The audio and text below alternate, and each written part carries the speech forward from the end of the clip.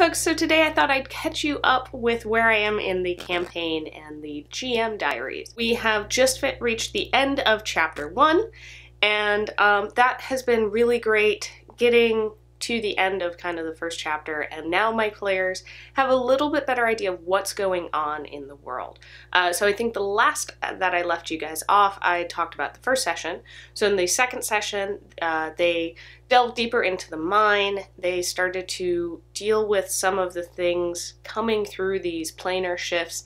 They went through a planar shift, had a little bit of a puzzle they had to figure out. And then I was actually expecting them to go through this door I had put in, and they had found out somebody had stolen the key and let some group of creatures, people, they weren't sure, through deeper into the mine.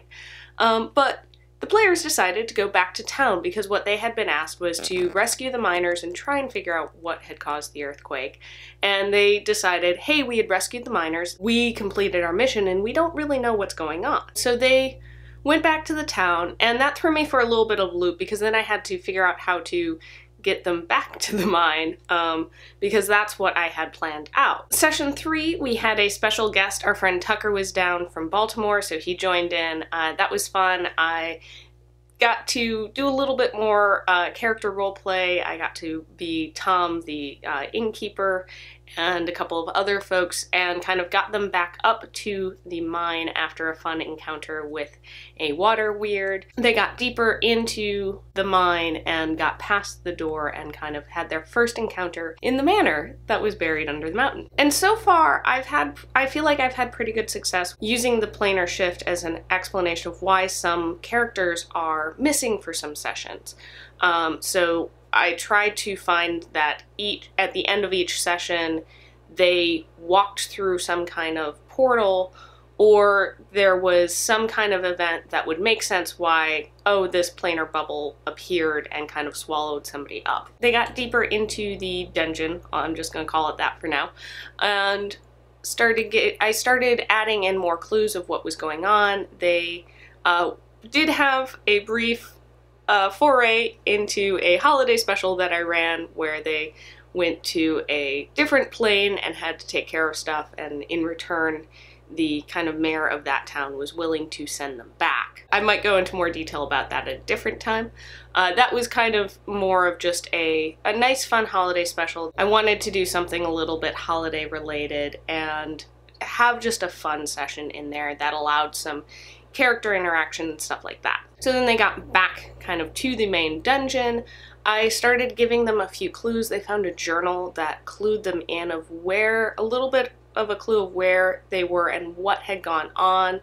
They captured a kobold who was part of the group that had broken in to try and stop the ritual, and started finding out a little bit more about what this ritual was, why they were sent there. They've been hinted that there is some individual named Kadru who was kind of responsible for sending the kobolds in, and they started learning a little bit more about what had been leading up to this ritual that prevented magic from existing in the world.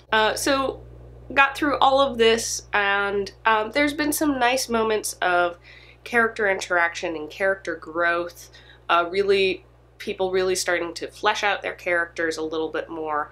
And the last session, they finally reached the ritual room after having to go through a bit of a big trap sequence. The ritual had been interrupted but not completely stopped, so that was what was causing the earthquakes and the planar shifts and basically all of these magic surges that had been happening in the area. I had come up with several ways that they could stop the ritual, just trying to brainstorm what do I think my players might come up with, so that I kind of had a little bit of a plan for how I would react. And then I also sat down and figured out what were some ways that they could fix the ritual, keep the ritual going, and keep magic out of the world.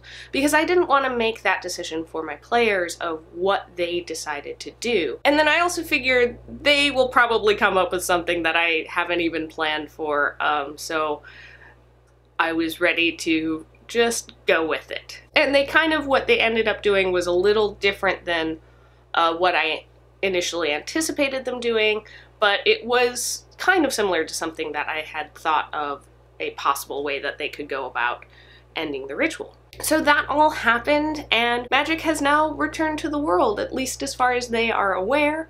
They did get hints that there are several other rituals that were part of this as like a greater thing. So that kind of gave a hint of maybe where we're going to go next. And they went back to town, and the town was so happy because they had stopped the earthquakes and everything seems great. And you know, the town folk are trying to process the idea that magic is going to return. They did heal one of the members of the ritual, which was something that I thought could happen but wasn't really anticipating.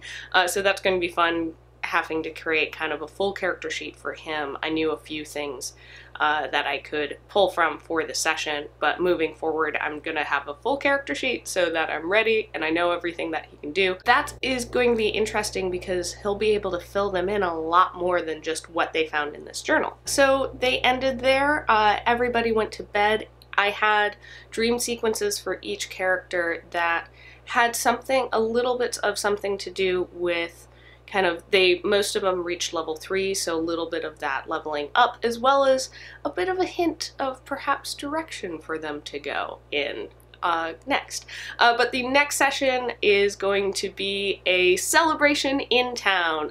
The town's throwing a festival of kind of, hey, these earthquakes are done, I guess magic is coming back, let's thank the people that saved us. So that's going to be fun. I got a couple of fun things planned. I need to sit down and kind of write it all out, but I've got some ideas in my head and probably going to use a few things that I've seen Matt Mercer with Critical Role use for various festivals.